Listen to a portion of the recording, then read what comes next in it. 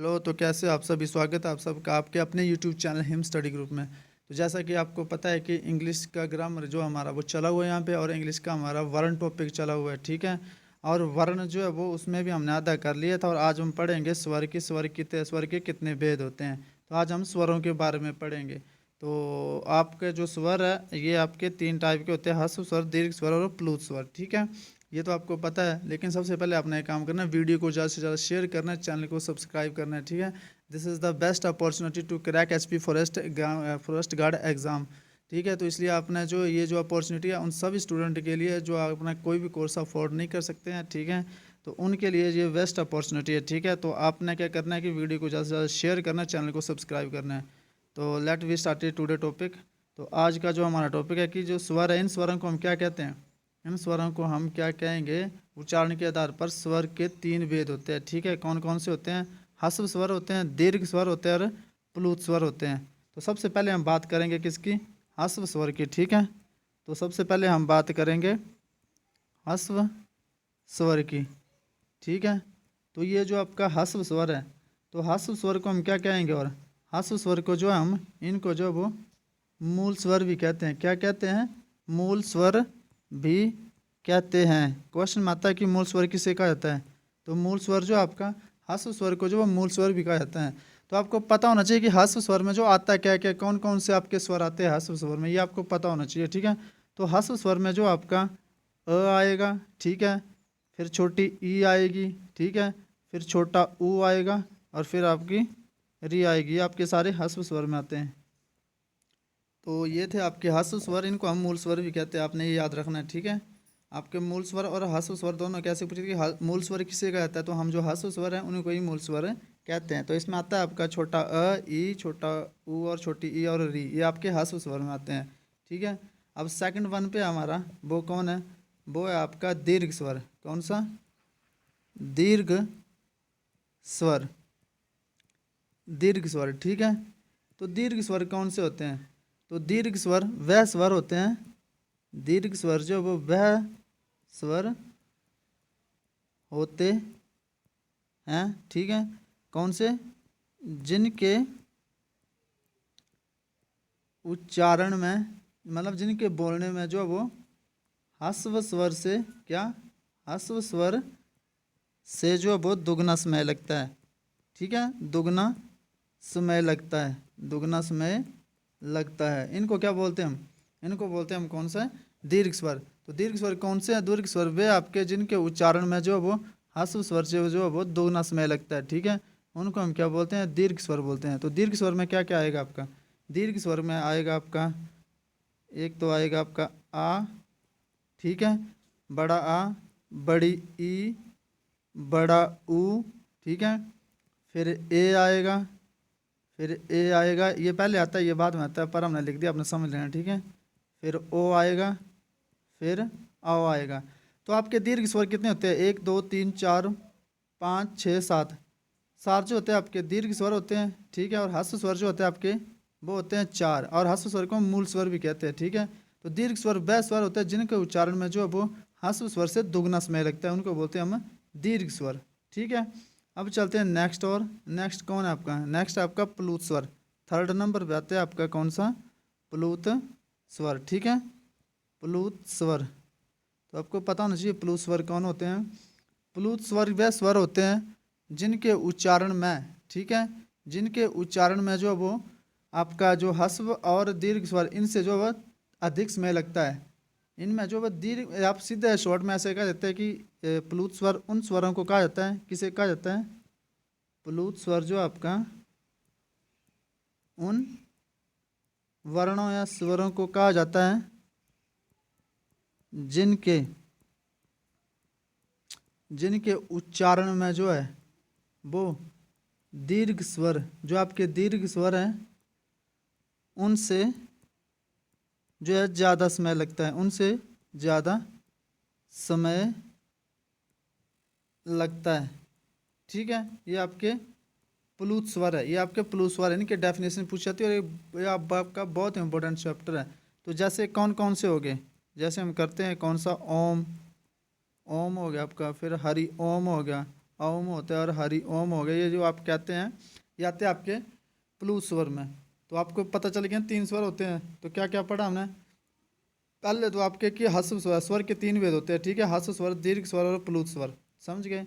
उसके बाद किस स्वर, सबसे पहले आता है हस्व स्वर। हस्व स्वर को हम मूल स्वर भी कहते हैं। इनमें कौन कौन से आते हैं? छोटा अ, छोटी ई, छोटा उ और री, ये 4 टाइप के होते हैं। उसके बाद आपके दीर्घ स्वर, ये वह स्वर होते हैं जिनके उच्चारण में हस्व स्वर से दुगना समय लगता है, और ये 7 होते हैं, ठीक है, बड़ा सारा कुछ बड़ा आ ई उ ए औ, ये होते हैं दीर्घ स्वर। और ये होते हैं नेक्स्ट आपका प्लूत स्वर।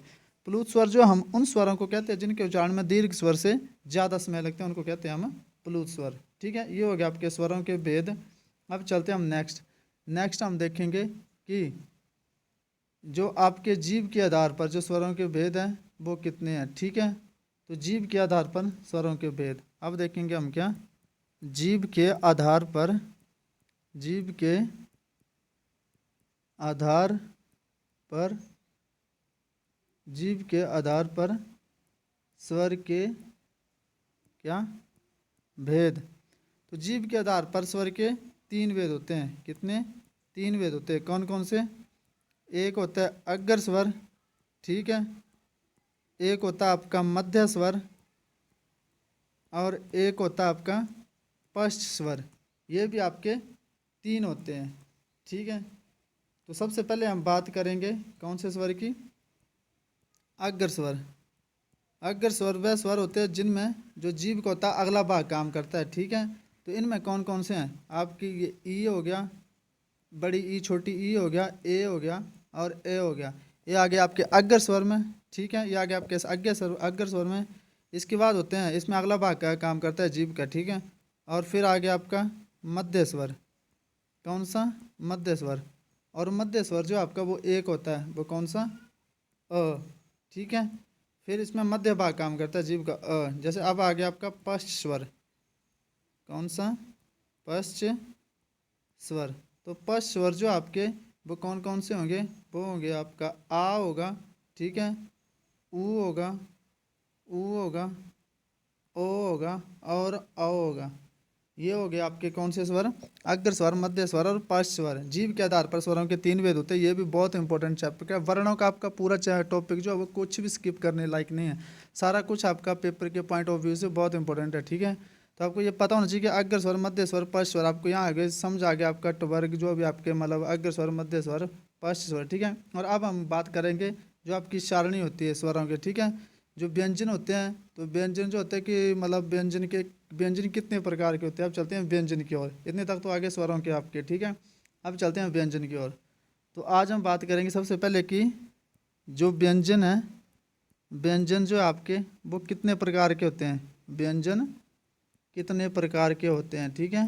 व्यंजन जो वो कितने प्रकार के होते हैं ये आपको पता होना चाहिए। व्यंजन कितने प्रकार के होते हैं। तो बात करते हैं व्यंजन की। व्यंजन जो आपके वो 3 टाइप के होते हैं, ठीक है, 3 टाइप के होते हैं। कौन कौन से होंगे? एक स्पर्श व्यंजन होंगे, ठीक है, एक होगा स्पर्श व्यंजन। क्वेश्चन में पूछा जाएगा एग्जाम में कि व्यंजन कितने प्रकार के होते हैं। तो व्यंजन 3 प्रकार के होते हैं। कि स्पर्श व्यंजन होगा, दूसरा होगा आपका अंतस्था व्यंजन। कौन सा?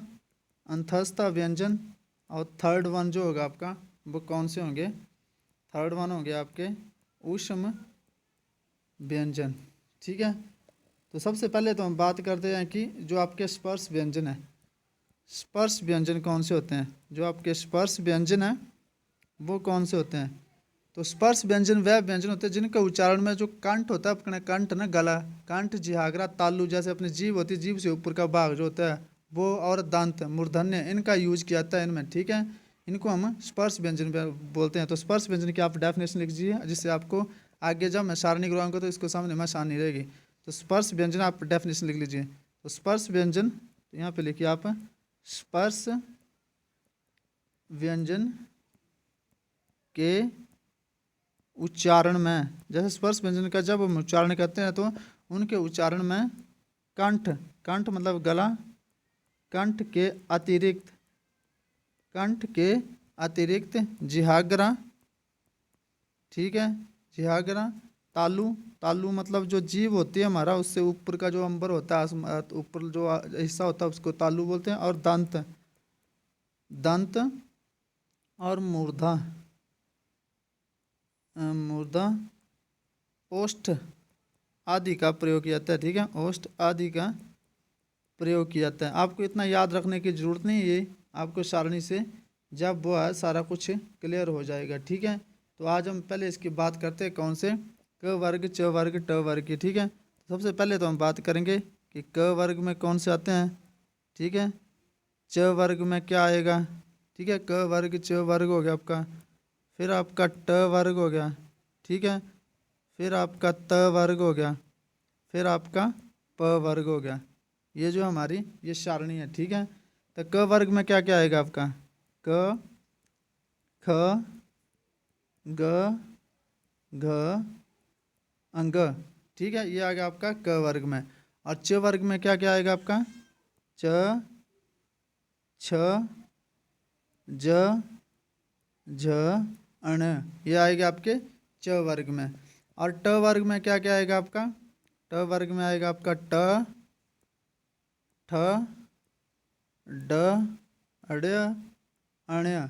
ये आएगा आपके ट वर्ग में। और त वर्ग में, त वर्ग में त, थ, द, ध, न। ये आएगा आपके किस में, त वर्ग में। और प वर्ग में, प आ गया आपका, फ आ गया, ब आ गया, और भ आ गया, और म। ये आ गया आपका प वर्ग में। ठीक है, तो ये तो आ गया आपके वर्ग में। तो लेकिन अब इसको आगे आपको पता होना चाहिए कि क वर्ग को क्या बोलते हैं हम। तो क वर्ग को हम क्या बोलेंगे, कंठ्य। ठीक है, क्या बोलेंगे हम क वर्ग को, क वर्ग को बोलेंगे हम कंठ्य वर्ग। ठीक है, ये होते हैं आपके कंठ, इनको बोलते हैं हम क्या, तालव्य। ये हो गए कंठ, ये हो गए तालव्य। फिर ये जो आपके ये कौन से होंगे, ये हो गए आपके मूर्धन्य। ठीक है, मूर्धन्य वर्ण। ठीक है, और ये नेक्स्ट जो आपके त, थ, द, ध, न, ये हो गया आपके दंत्य वर्ण। ठीक है, और लास्ट में आ गया आपके क्या, ओष्ठ्य वर्ण। कौन से आ गए आपके, ओष्ठ्य वर्ण। जो ये लास्ट में आपके ओष्ठ्य वर्ण हो गए। तो ये जो व्यंजन की डेफिनेशन है। ठीक है, अभी कि ये जो आपके ये सारे स्पर्श व्यंजन है, क, ख, ग, घ, ङ, ये इसको क वर्ग में आएगा। ठीक है, ये आपका आएगा किसमें, क वर्ग में आएगा। और ये आपका आ गया पूरा क वर्ग में। ठीक है, क वर्ग वाले को कंठ्य बोलते हैं, च वर्ग वाले को क्या बोलेंगे हम, तालव्य बोलेंगे, ट वर्ग वाले को क्या बोलेंगे, मूर्धन्य बोलेंगे, त वर्ग वाले को क्या बोलेंगे हम, दंत्य बोलेंगे, और प वर्ग वाले को क्या बोलेंगे, ओष्ठ्य बोलेंगे। ठीक है, ये आ गया आपके स्पर्श व्यंजन की डेफिनेशन।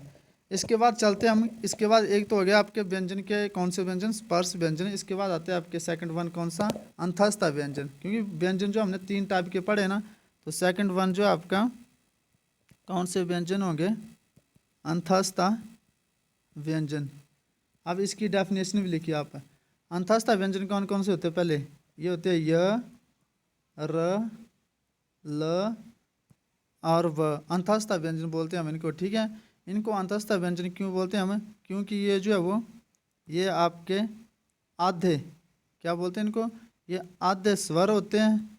ठीक है, तथा आधे जो वो क्या होते हैं, व्यंजन होते हैं। आधे स्वर और आधे व्यंजन होते हैं।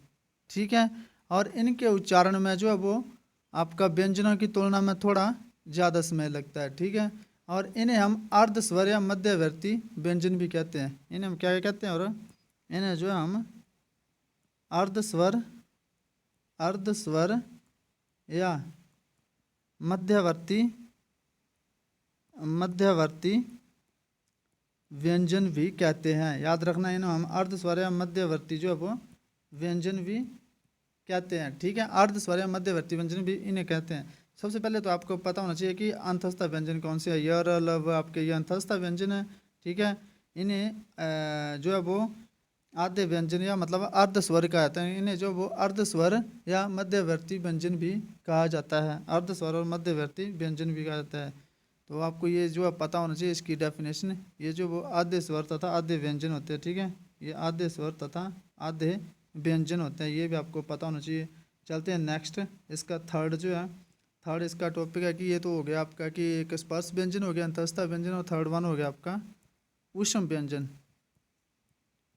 ऊष्म व्यंजन, तो ऊष्म व्यंजन में क्या क्या आता है आपका, ठीक है। तो ऊष्म व्यंजन में जो आपके आते हैं कौन कौन से आते हैं, मतलब सबसे पहले आपका ये आते हैं, इनमें श आएगा, ठीक है। फिर ये आएगा श, ये वाला आएगा, फिर स्लेट वाला श आएगा, ठीक है। और ह, ये जो आपके कितने हो गए, 4 जो आपके ऊष्म व्यंजन है। इनको इसलिए ऊष्म व्यंजन कहते हैं क्योंकि इन्हें इसलिए ऊष्म व्यंजन कहते हैं क्योंकि इनके उच्चारण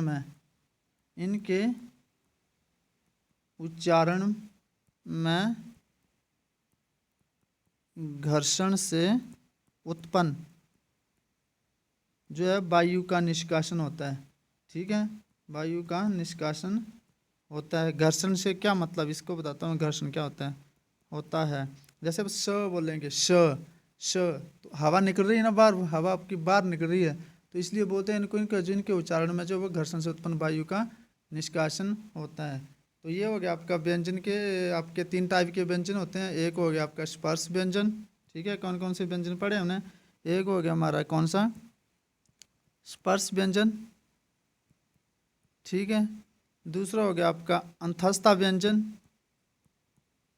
और थर्ड वन हो गया आपका कौन सा, ऊष्म व्यंजन। ये 3 व्यंजन पढ़े हमने आज।